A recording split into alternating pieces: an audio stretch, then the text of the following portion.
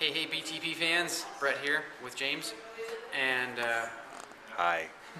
we've got another introductory video for you guys, and today we're going to be talking about Infinity. Yes. Awesome. Yes, awesome. So, this Infinity book, this is actually the updated version, the second edition, revised edition. It's got some good stuff. We're just going to quickly go over kind of like a little bit of fluff and story and the different factions of Infinity. So you'll notice I have pulled here. The first half of the book is fluff and faction information. Okay. Second half is rules. So this is great. It goes through all the different factions. We'll kind of skim over all of them, give you an idea of what's going on here. Lots of great fluff, lots of good backstory. It's a lot of fun. So, for somebody who's brand new and never heard of Infinity, what is the timeline? Slightly near to distant future. It's a 28mm science fiction, awesomeness.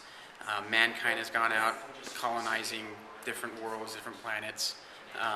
All these awesome different sub-factions, artificial intelligence.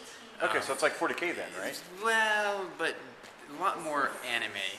Okay. Much more Japanese. Yeah, Ghost in the Shell would be a good reference point as far as the style and kind of the feel and tone of it. Okay. Yeah, it's awesome. So there's 8 factions currently. Mm-hmm. There's a 9th faction that is being rumored and hinted at on the Infinity website. Should be released tomorrow, actually. Yeah. Nice. So by the time you're watching this, it'll probably have already been released. Yep. It's cool though. Alright, anyways, so we're going to start going through factions. Panosiana. Okay, this one is actually the one that I play. This is great. Lots of very inspired by like knights. A lot of the things that are in there are knights based off of European stuff. The Spanish knights. Sorry, technical difficulties. Back to the Pano. Okay, Pano. So they have this thing called the Earth Sphere Alliance. It's kind of like all the general factions of the Earth. Pano is the largest of them all. They're awesome. They do a lot of mix between infantry and tag units. And for those who don't know, tag units are basically large armored suits. They're mech suits. Mech suits, Yeah. for all intents and purposes. Or Gundams. Or Gundams. Pano is slightly different in that they don't actually have piloted tags. Those are all done by remote, which is, it comes into play in the game. I did not actually remember that. So. Yeah. Next faction we're going to talk about I'm going to come over here with you here. Alright. I'm not getting the... is the Jujing. So this is kind of a conglomerate of Asian countries that have all gotten together to create the Jujing. This stuff is very tech-based, they're very tricksy, as I understand it.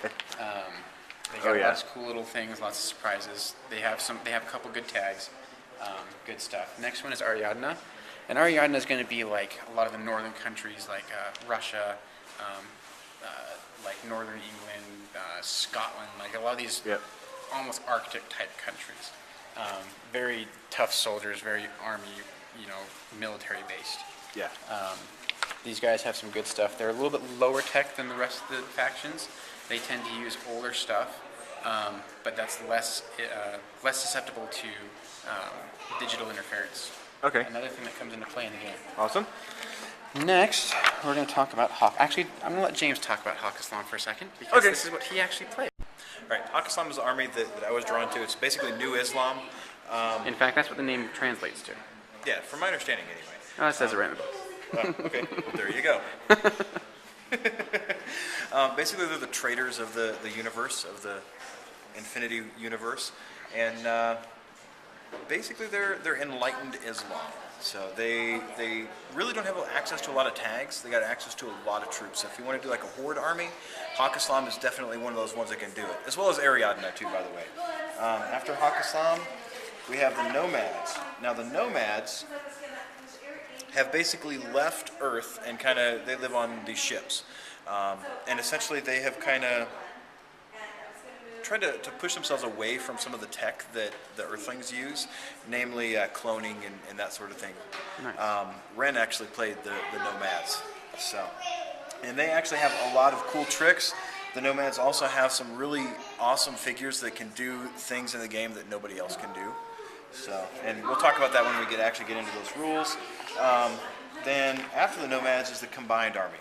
These are the aliens. Of course, in the distant future, you have to have an alien race. Of course, totally. And the combined army is just that. They're combined races of all different types and sizes.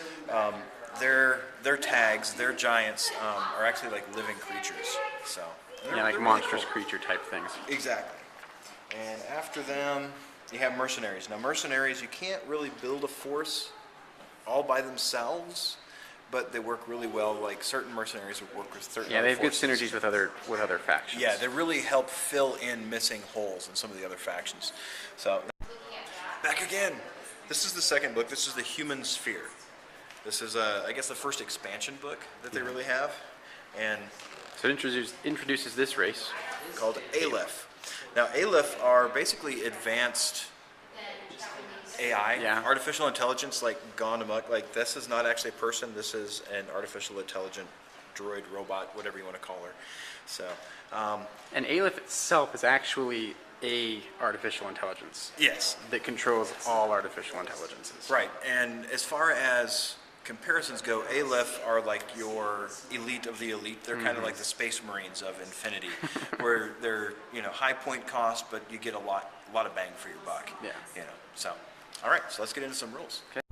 All right, so I want to talk to you about something really important about creating armies in Infinity. It is awesome to have the rule book as far as the rules for the games, but you don't actually need a faction book, as it were, that has all of your units explained into it. Instead, what you have is you go to the Infinity website, which is infinitythegame.com. On the bottom of their thing, they have this thing called the Infinity Army Builder. You click on that, it's a free-to-use web-based army builder, and it's awesome. You pull up your faction, you find the models you want, and you put them in there, and it'll start building your army. It'll tell you if it's good for certain point costs. It's fantastic. And then when you're done, you print out this great little paper here that has all the information you need. It has the name of your army, it has your units, all their stats, and then it has all your weapon stats underneath the bottom here. Super awesome. Yep. Free Super simple to use. use, Yeah. and it's all free. And And, no, that's his list, and here's my list. So what we're doing here is we're playing a game of 200 points.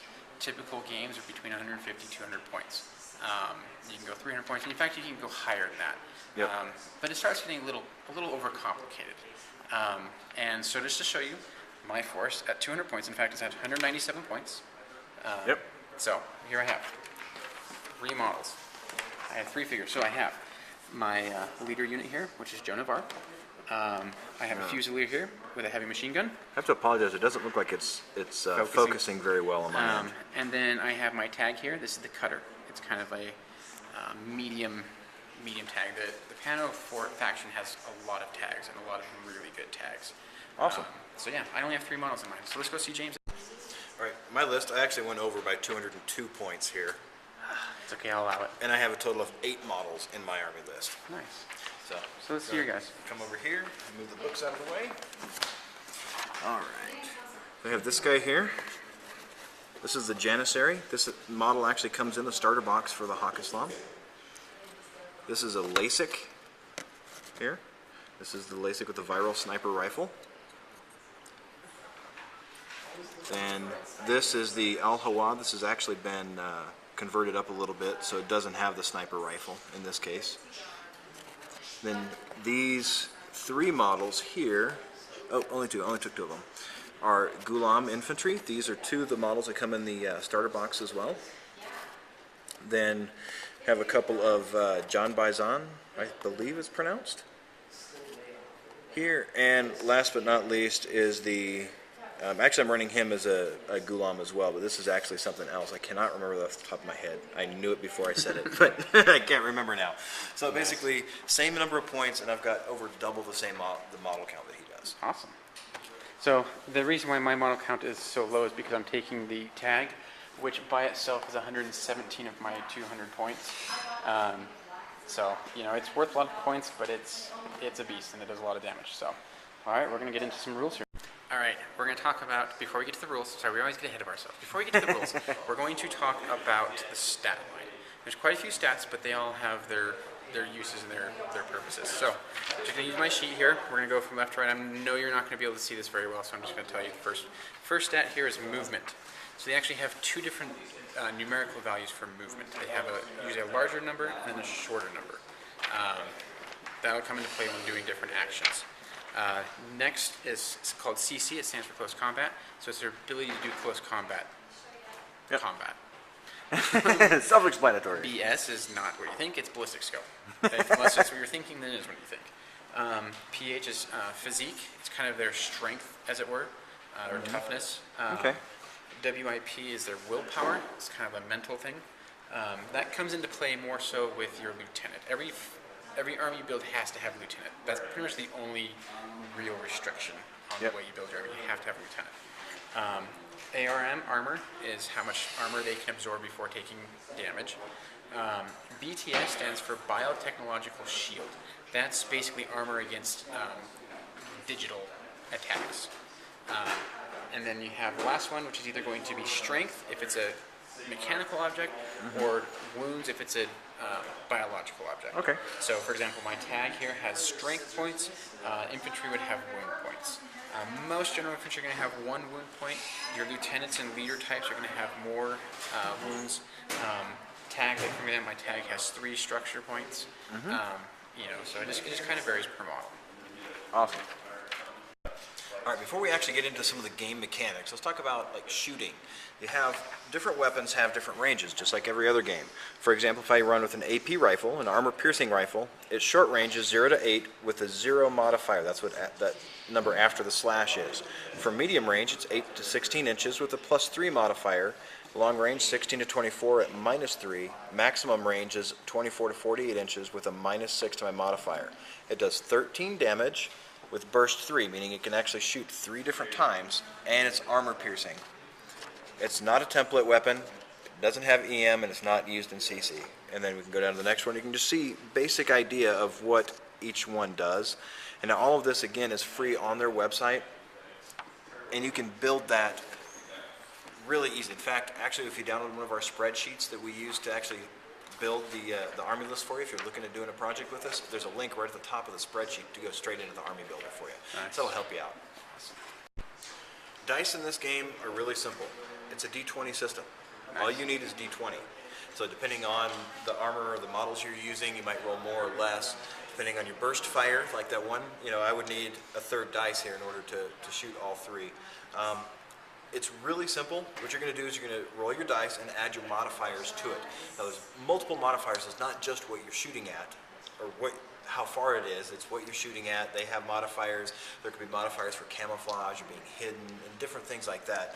So, for example, let's say I'm going to shoot at something that's 26 inches away using that AP rifle. I'm going to go back over here at 26 inches. My maximum range, so it means I'm at -6 to my roll. 1. I failed. Doesn't matter. Doesn't even need the modifier. Now, but what's let's say you got like a 16, for example. Okay. Now, what's interesting though is not just me rolling and boom, I hit. It's me rolling against you. So your opponent will then roll His armor, his defense, essentially. Yep. And in that case, I nailed it. So the AP rifle would have hit him, done 13 damage. So essentially what we got here is, let's take your, which character has the AP rifle? We'll use the Janissary. Okay, so the Janissary has a ballistic skill stat. So right here, his ballistic skill stat is 13. Yep. So in order for him to hit something, he has to roll higher than a 13. Right. So, for example, let's say he was rolling out that range, and the range was what, -3? Was his modifier? -6. Oh, -6. Okay. So if I rolled a so if he had 16, rolled a 16, and he would have had a modifier of -6, then he would have been at 10. So he would have not rolled over his 13. So had he rolled a 20, for example, and -6, it would have been a 14. So he would have passed by 1. And that's important because then your opponent rolls like his armor. Let's say he's rolling against my my cutter, for example, my tag here. He has an armor of 8, which is really awesome. Yeah, that's insane. Yeah, it's really good. So I would roll, add my armor value to that, and if it's basically higher than his, or if I beat my target number by more than him, I make the save. If he beats his target number by more than I do, then he makes the shot. Exactly. It's awesome. I take damage. So there's a lot of different ways to use the dice, but like I said, it's all based off of the D20. Yep. Now, it's important to note that that was intentionally vague, and I know that was not exactly how it's done. We're going to get into that, so don't yell at us just yet. All right. And just as a reminder, if we make mistakes, please call us out on it because we like to learn the real rules and the right way of doing things. Right. So, Plus, FYI, this is like, for me, this is the 7th game system I've played in the last month. So if I mix something up, I'm sorry. yeah, I'm sorry. but this is hopefully this is going to be a good introduction for you guys to want to get into this because this is really an awesome game. It is. All right. Next thing we're talking about that sets this game apart from any other miniature tabletop game is what's called the RO, or automatic reaction order.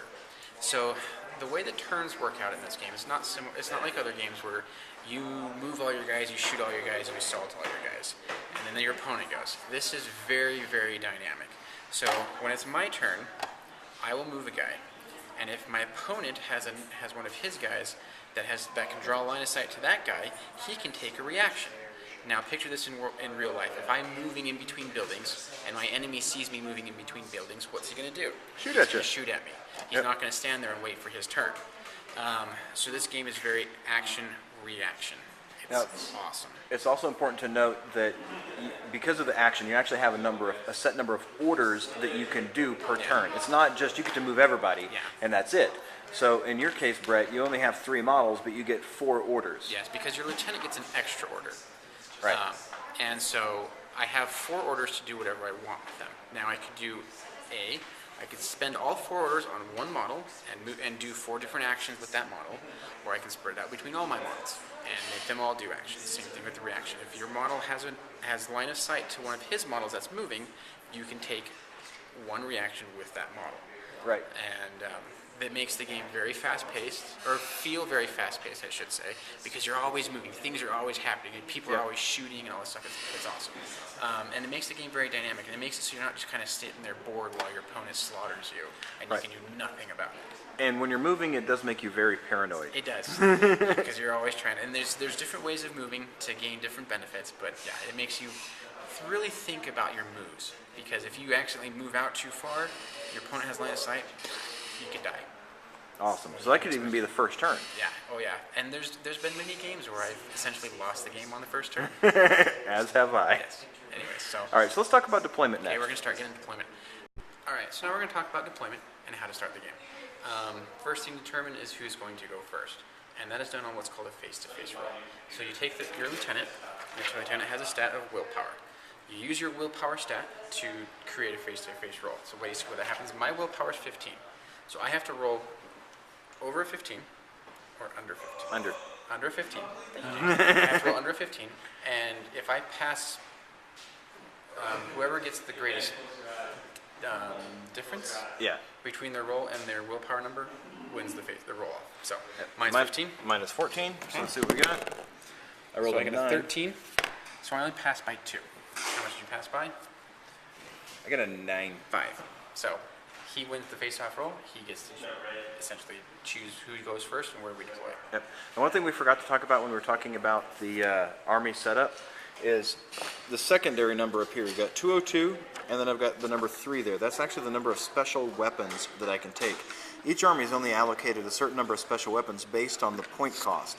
Basically what it amounts to is... Every 50 points, you get 1 special weapon choice. Yep. So for a 200-point game, we can have up to 4 special weapon choices. We both have 3. And that's kind of just because the choices we made just didn't bring all 4. And that's okay. Yep. That's not always necessary. Awesome. So, deployment zone is 12 inches on a standard game. I've gone ahead and deployed my guys right on the 12-inch line, right up front. As have I. I've tried to keep them generally behind cover. Tags are a little bit harder to keep behind cover because they're so big. Exactly. Infantry, but it's very important to keep guys behind cover. Always. Yes, cover is king. Yes. Cover will win you the game or lose the game. Yep, exactly. So what I did, I actually purposely deployed some of my guys kind of in cover and some of them just out in the open. And of course I had my sniper just perched up on that nice hill there. So I got a nice shot across the table. All right, so basically we're going to go first turn and kind of show you how a turn sequence goes.